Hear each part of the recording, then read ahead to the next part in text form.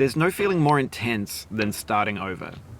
If you deleted your homework the day before it was due, as I have, or if you left your wallet at home and you have to go back after spending an hour in the commute. If you won some money at the casino and then put all your winnings on red but it came up black. If you got your best shirt dry cleaned before a wedding and then immediately dropped food on it. If you won an argument with a friend and then later discovered that they just returned to their original view. Starting over is harder than starting up. If you're not ready for that, like if you've already had a bad day, then what you're about to go through might be too much. Feel free to go away and come back. I'll be here. Alright, thanks for coming with me on this trip. I'll understand if you have to take a break at any point. Just find a safe place to stop and quit the game. And don't worry, I'll save your progress, always, even your mistakes. This game is a homage to a free game that came out in 2002 titled Sexy Hiking. The author of that game was Jazzuo, a mysterious Czech designer who was known at the time as the father of B games. And B games are rough assemblages of found objects. Designers slap them together very quickly and freely, and they're often too rough and unfriendly to gain much of a following. They're built more for the joy of building them than as polished products. In a certain way, Sexy Hiking is the perfect embodiment of a B game. It's built almost entirely out of found and recycled parts.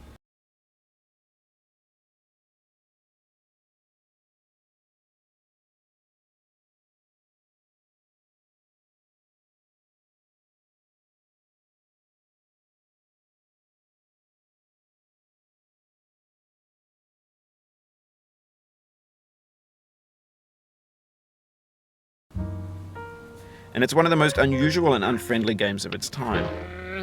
In it, your task is simply to drag yourself up a mountain with a hammer.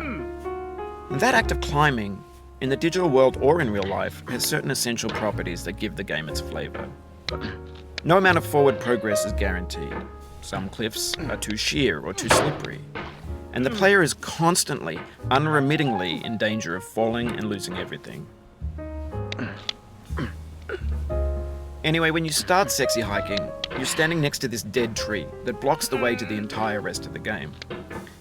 It might take you an hour to get over that tree. A lot of people never got past it. You prod and you poke at it, exploring the limits of your reach and your strength, trying to find a way up and over.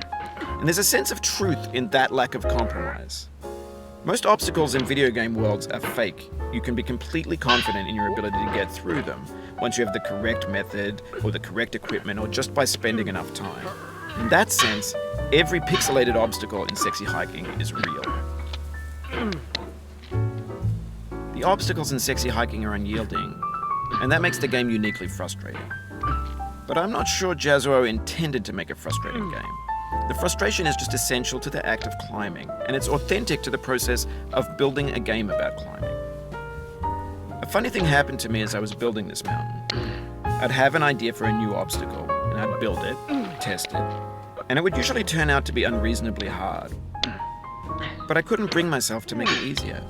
It already felt like my inability to get past the new obstacle was my fault as a player rather than as a builder.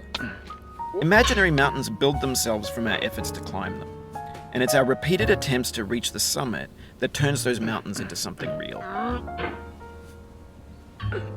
When you're building a video game world, you're building with ideas, and that can be like working with quickset cement. You mold your ideas into a certain shape that can be played with, and in the process of playing with them, they begin to harden and set until they're immutable, like rock. And at that point, you can't change the world. Not without breaking it into pieces and starting fresh with new ideas. For years now, people have been predicting that games would soon be made out of prefabricated objects, bought in a store and assembled into a world. And for the most part, that hasn't happened, because the objects in the stores are trash. I don't mean they look bad or that they're badly made, although a lot of them are. I mean they're trash in the way that food becomes trash as soon as you put it in the sink. Things are made to be consumed and used in a certain context, and once the moment is gone, they transform into garbage. In the context of technology, those moments pass by in seconds. Over time, we've poured more and more refuse into this vast digital landfill that we call the internet. It now vastly outnumbers and outweighs the things that are fresh and untainted and unused. When everything around us is cultural trash, trash becomes the new medium, the lingua franca of the digital age. And you can build culture out of trash, but only trash culture. B games, B movies, B music, B philosophy. Maybe this is what digital culture is. A monstrous mountain of trash, the ash heap of creativity's fountain. A landfill with everything we ever thought of in it. Grand, infinite, and unsorted. There's 3D models of breakfast, Gen X's fanfic novels, Scan magazines, green screen Shia LaBeouf, banned snuff scenes on LiveLeak. Facebook's got lifelike bots with unbranded adverts and candid shots of Kanye and Taylor Swift mashups, car crash epic failed GIFs, Russian dashcam vids, discussions of McRibs, discarded, forgotten, unrecycled, muddled, rotten, untitled. Everything's fresh for about 6 seconds, until some newer thing beckons, and we hit refresh. And there's years of persevering disappearing into the pile, out of style, out of sight. In this context, it's tempting to make friendly content that's gentle, that lets you churn through it but not earn it. Why make something demanding if it just gets piled up in the landfill, filed in with the bland things?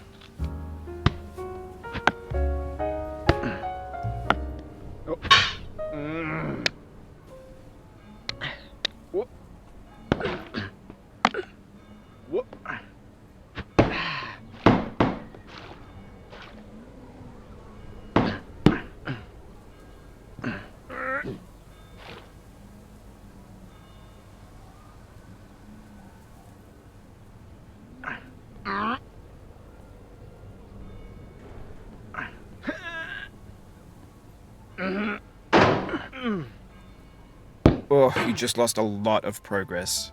That's a deep frustration, a real punch in the gut.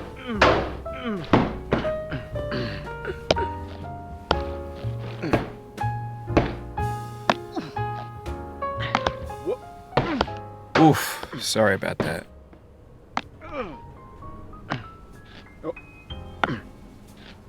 Oh, it happened again. Keep on trying, don't let it get to you.